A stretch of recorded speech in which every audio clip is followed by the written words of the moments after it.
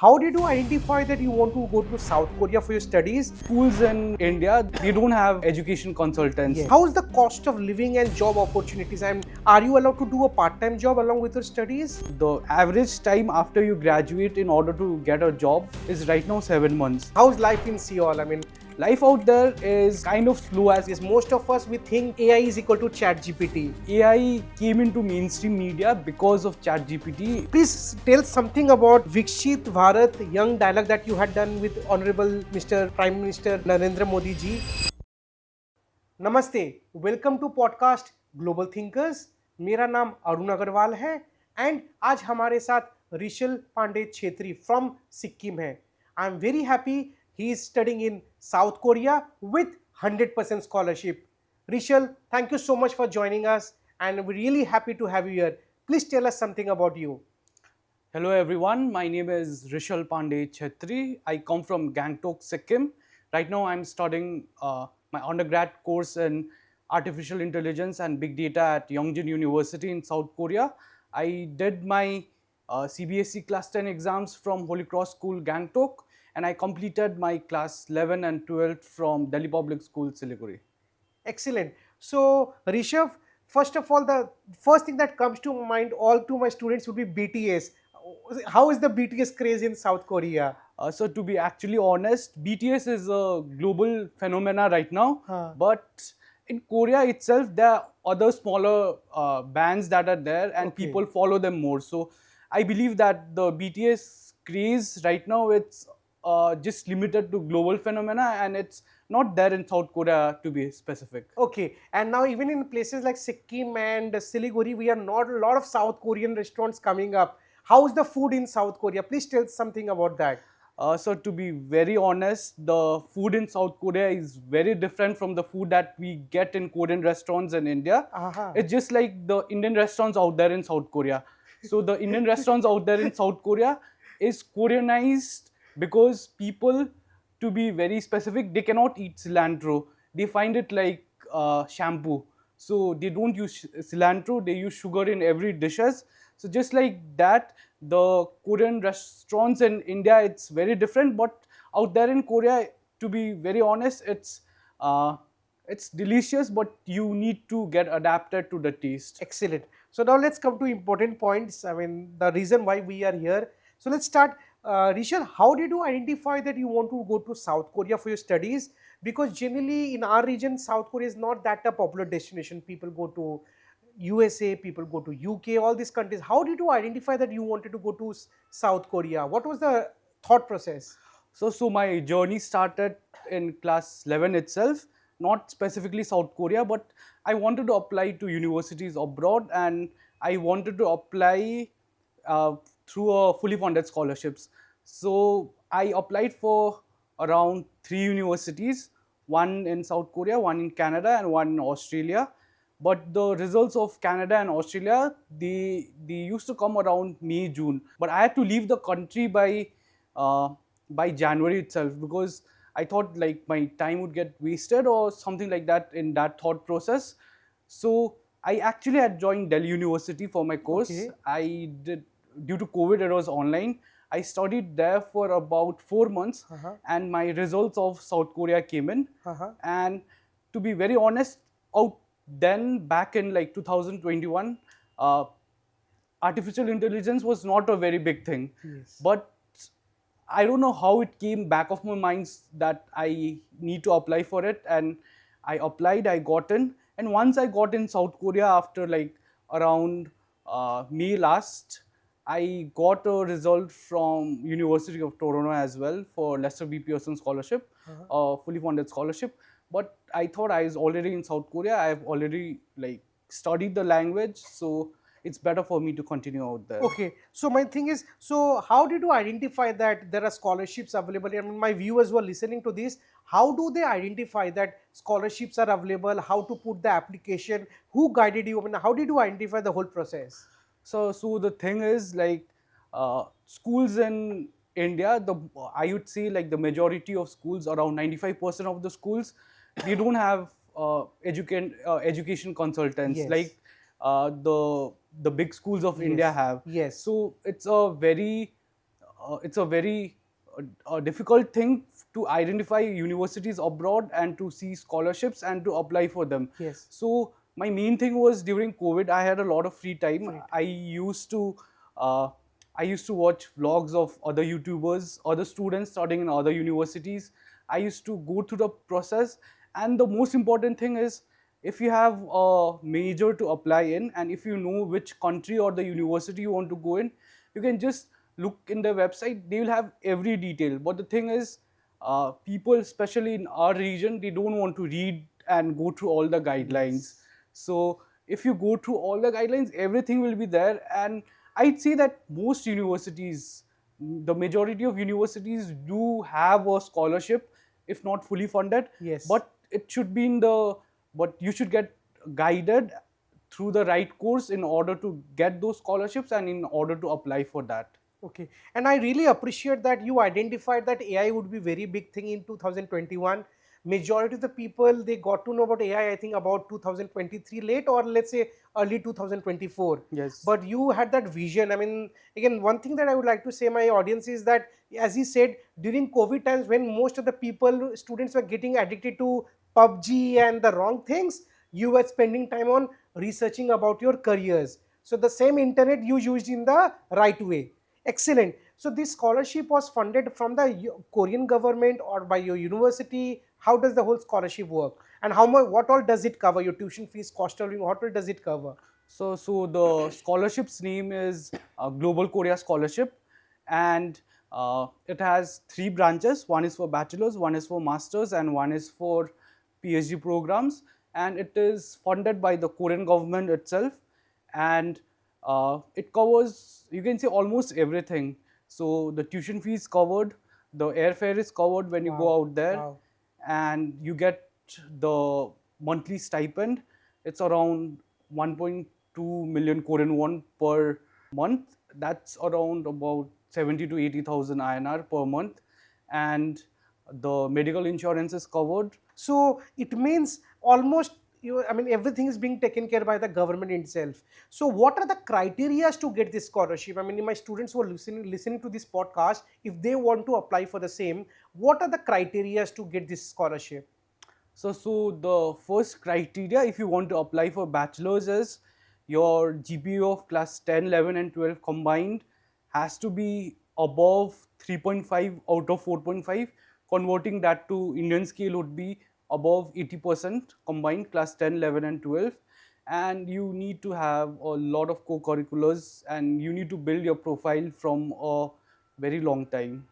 So this is something which people cannot make it overnight. Profile is something which I always tell my students to start working on it from class 9th and 10th onwards. You should have a long-term vision. That is one very important. And do you need to learn the local language there, or do you have to give any kind of entrance exams? Is there anything required like that? So the entrance thing is not required, Uh-huh. but it's preferred if you have English proficiency Like test. IELTS? Yes, IELTS. So one more thing, do you have to give sessions or exams in English, or is it in the local language? How does it work? So the first 1 year you study the Korean language itself. It's mandatory. It's mandatory if you go through the scholarship route. Okay. And once you have complete, like, just like TOEFL and IELTS, there's 6 bands in Korean language. So out of 6 bands, it's called topic exam. So out of 6 bands, you need to get at least 3 in 1 year in order to qualify for your bachelor's or master's degree. Okay. And the exams, to be very honest, it's completely in English. Okay. Though sometimes the professors might use the local language, Okay. but I guess it's fine, because once you've adapted to the course and once you've been there, you need the local language itself. So even if my course is in 80% English, Uh-huh. but still, if you want to go outside, if you want to converse with people, Huh. you need the local language. So I believe the language thing for 1 year is apt. And how many international students roughly come to, I mean, South Korea for studies? I mean, let's say a lot of students go to other countries. In your class, for example, how many international students you have? So like the class differs, because like we have different courses that we choose, and every class is different for every student. But in general, so if we are about 35 students in average, there will be around 15 international That's students. interesting. And from which country majorly the students come from? So majority of the students will come from countries like Vietnam, we have Mongolia, then we have Chinese students a Uh-huh. lot, we have Russian students, Uh-huh. and we have countries from the Eastern European side, Uh-huh. and from countries like Bangladesh, Pakistan, like Okay. that. But So from India, we don't have that much of students, students. because from India, mostly students go there for research or PhD. So Yes. all of them are in research field, working in Yes. labs in Okay. universities. Okay. And how's life in Seoul? I mean, so your university is in the where is the location? It is in proper Seoul, in the outskirts. Please tell something about Seoul. How is the life in Seoul? So the university, it's not exactly in Seoul, but we have a campus in Seoul also. But my university is in a place called Daegu. So there are three big cities in South Korea. One is Seoul, the capital. Then we have Busan. Then we have Daegu, and my university is in Daegu. But it's just like 1 hour and 15 minutes from the main city itself in the high-speed bullet train. So it's fine, and life out there is kind of slow as compared to Seoul, and I believe that was very important for me, because in order to adjust with the fast-paced world, and in order to be very honest, be on time every time, because in Eastern Asian countries like Japan and South Korea, time is something that's considered in very high regards. Agree. So yes. Agree. Yes, I have worked in Japan, so I know the. I mean, how it is. I mean, absolutely correct. That's excellent. And so, in day-to-day life, there is no such issues with language barrier. That's what you're saying. And food is also, I mean, manageable. Yes, sir. The food, to be honest, like most students, they cook themselves, so Okay. it's fine. And we have a lot of like marts out there, Indian marts, Pakistani marts, so it's manageable. And how's the cost of living and job opportunities? And are you allowed to do a part-time job along with your studies? What is So the legally? What's the rule? for students on the normal student visa, they're allowed to work up to 40 hours per week. They're allowed to work. Yes, Okay. but for us, we need to take special permission from the immigration and universities. But it's like once you have the proficiency of language, that's manageable, and you'll get the permit easily to work. Okay, and there is something called post-study work visa. After you finish your bachelor's degree, do you get the permit to stay back for a limited number of years, or you need to have a sponsorship from a company? How does that work in South Korea? So it's not exactly called post-study work visa, but uh, we can say that it's one of a kind in its way. So there's a visa called D10 visa. So with that visa, you can stay in Korea after graduating for 2 years, but it has to be extended every 6 months. Okay, and how's the job scenario in South Korea? And people say it's technologically very, very advanced. Is it actually true? And I was reading a lot of articles saying that a lot of things are being done by robots in South Korea. So a lot of people are getting unemployed. So how's the overall scenario in South Korea in terms of technology and in terms of jobs? So for job opportunities, the average time after you graduate in order to get a job, I'm not speaking for international students, but Uh-huh. for Korean students, Uh-huh. is right now 7 months. So Uh-huh. after there's two specific cycles to get employment. Just after you graduate, just after you get your degree, one is in September, one is in April. Okay. So the job opportunities out there in fields like IT, in fields like AI is numerous, because we have right now also we have lots of Korean companies here. Just for example, Hyundai, Hyundai. then Kia, LG, so Samsung.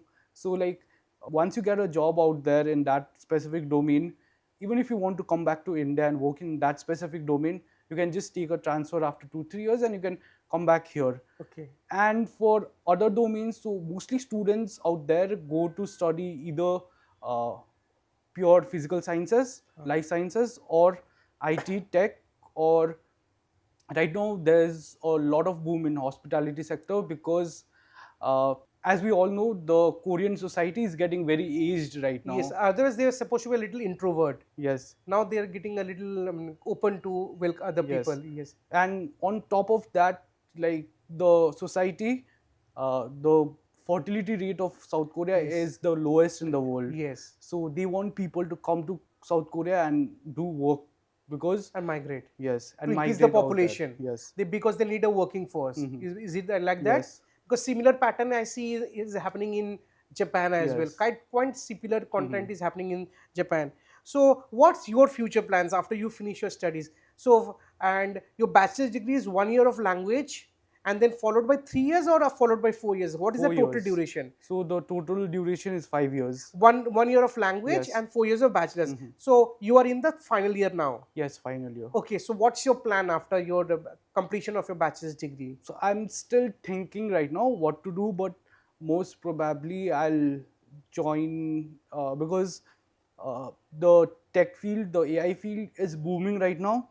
But I also want to disassociate myself from the research field because I'm not that interested in research. So I'm thinking of doing MBA Okay, currently. so you want to do an MA immediately after your bachelor's or after working some year? Work 1 year in South Korea, and South after Korea, that, gain some yes, work experience. yes. Okay, what's your take? What's an advice to my students who are watching this? Most of us we think AI is equal to Chat GPT. What you think as a student? What is actually AI? What is the real implementation of AI that we normal people are not aware of, or that we should be prepared for the future? So the first misconception that people have these days is that AI is just ChatGPT, but it's not just ChatGPT.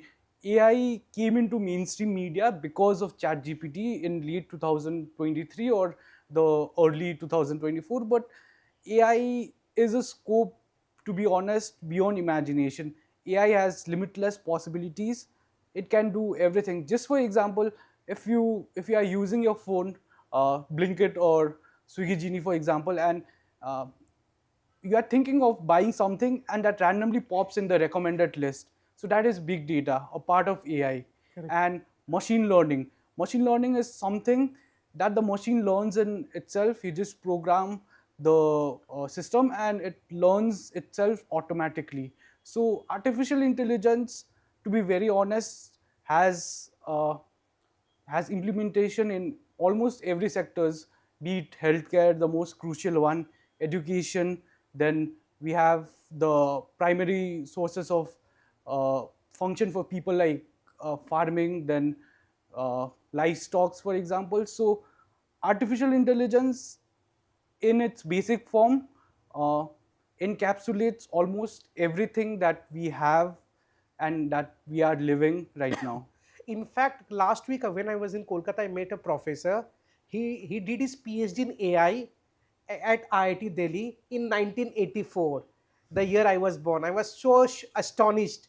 He did a PhD in AI in 1984. I mean, so as you said that it got came into the mainstream only because of Chat GPT, but it has been in the making since quite long. That's one very important point you said. And another thing, would you recommend students to go to South Korea if they don't get a scholarship? Let's say you are there because it's been fully funded. So you have, as we spoke earlier, you have friends in all over the world. You have friends in Australia, you have friends in UK. I'm sure you are in touch with them as well. So would you recommend a student go to South Korea? Of course, if they get a scholarship, excellent. If they don't get a scholarship, what would be the tuition fees, and compared to other countries, what would be your overall take?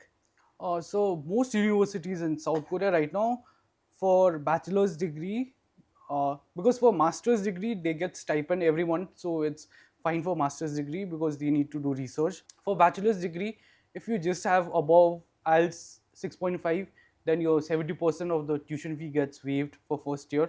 Then after that, you need to maintain a GPA of 3.5 out of 4.5 in order to continue the scholarship. Okay. And the tuition fees, it's fairly affordable. Okay. So for my course, the tuition fee is about 5.2 million Korean won per semester. That would be about 3 lakhs Very approx. reasonable. Yes. So that would be about 6 lakh rupees or 7 lakh rupees per annum. Yes. That is very reasonable. And on top of that, the like for part-time jobs and all, the minimum that the students earn, like through my friends I've heard that uh, it's about uh, 1 to 1.5 lakhs, so they can cover the cost of living, plus like they can save some for the tuition fees as well. Excellent, excellent. So now let's come to your profile, Rishal. I see that you have written a article for Sikkim news channel, newspaper. Excellent. Then I have seen you have done a lot of NGO activities. You are also been nominated for United Nations activity happening recently. So please tell what are the extracurricular activities you have done in the past, and why students should focus on doing extracurricular activities beyond their regular academics. Why it is so important? So I started my extracurriculars journey from class 3, and uh, to be honest, it was a nightmare for me because I got selected in an inter-school quiz competition. But when I was in class 3, 2011, the Sikkim earthquake happened. So because of that, I could not take part in that. And my dad, since childhood, he used to read newspapers every day, and I used to read it, just the headlines, not everything. And usually, I got interested in it. I participated in national, the zonal, and like international quiz competitions, debates, MUNs. And to be honest, it's very important for your profile building. Even if right now also the universities in India have also started taking that into consideration. Yes. Forget about the international universities. Just for example, Delhi University. I got in Delhi University because of my ECA profile, extracurricular activities profile, before I joined the university in South Korea. So profile building is very important, and uh, you need to do as much as you can till class 10th, because class 11 and 12 it will be a little bit burdensome, and even the teachers will not encourage to do you that much as you could do in class 9th and class 10th. Excellent. I mean, the pointers you have told, I think it is an eye opener for our students who are listening to you. Rishal is just in the final year of his bachelor's, and the level of achievements he has done. And please tell something about Vikshit Bharat Young Dialogue that you had done with Honorable Mr. Prime Minister Narendra Modi ji. Please tell us something. What was that event all about? I think it will be an inspiration for a lot of my students. So the what I do is, the universities in South Korea, winter semester is for 4 months, and we have vacations of 2 months. Summer semester is for 4 months, followed by 2 months vacation. So I make it a point to come back to India because, number one, above everything, food. I miss the food out here, and it's the connectivity is very good, and you'll reach in about 9-10 hours just in Bagdogra itself. So that is one thing, and I make it a point to come back every year. And last semester when I came back for vacations, uh, just randomly out of curiosity, I had applied for Viksit Bharat Young Leaders Dialogue, and the first round I cleared essay round. Then we had the state levels. I became the first in the state levels, and we progressed to the national levels.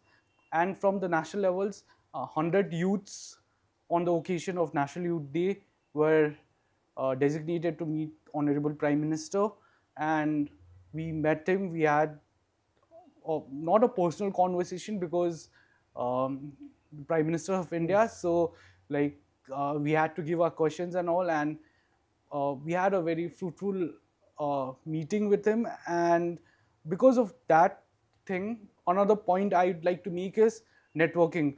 Networking is very important in the domain of your career. So out there, I met lots of youths from across the countries who are in the active field of AI and computer science, just like me. And through that connections itself, I talked with a lot of people, and to be honest, that helped me in the process of profile building, because profile building is something that is a continuous long journey, and it does not stop, I believe, unless you are in a senior management post. Excellent. So, last question of the day. What is your tip or advice to the students, parents, whoever watching this podcast? What would be your one advice? You must have seen a lot of parents or teachers or students have one common question or one advice that you think that our students should work on. What is your last advice? So my personal advice would be that if the student gets exposure, the student will develop his or her horizons and go beyond the scope of just India. And one misconception that people have in India is that overseas education is costly. It's not costly if you want to measure the return on investment, and if you want to go in that specific career field, and if you have a long term vision. If you just want to go abroad and have fun and just work for 2 years and come back, that will not make sense. So my advice to parents would be that in order to develop your student's horizon, in order to develop your word's horizons, you need to make him active in different fields, not just in one field, and let him develop himself or herself in the long run of life. Because at the end of the day, no matter how much you pressurize your child and no matter how much you tell him to do one specific thing, if he's not interested, then he will not do it. So that would be my advice. Thank you so much, Rishal, because this is exactly the advices that I give during my counseling sessions to the students and parents. Hearing it from a student makes my life easy, and when my parents or the students, they listen to you, they'll take it seriously, because when I say I sound more like a professional. But thank you so much, and I completely agree to each and every pointers you have said. Thank you to all my listeners. Thank you to all my viewers. I hope the inspirational story of Rishal gives an inspiration to you people, that even a small town like Sikkim or a Gantok boy can do so many wonders. His vision is big. He's always thinking on how to network, on how to grow bigger. So if in future, if you people want to have any kind of connect with Rishal, you need any kind of mentoring, you need any kind of suggestions, you would be more than happy to connect. Sure, Rishal, is it fine with you? Yes, sure. So please do not hesitate to get in touch with us. Thank you for watching this podcast. If you really like this content, please do not hesitate to like the channel and subscribe. Thank you so much.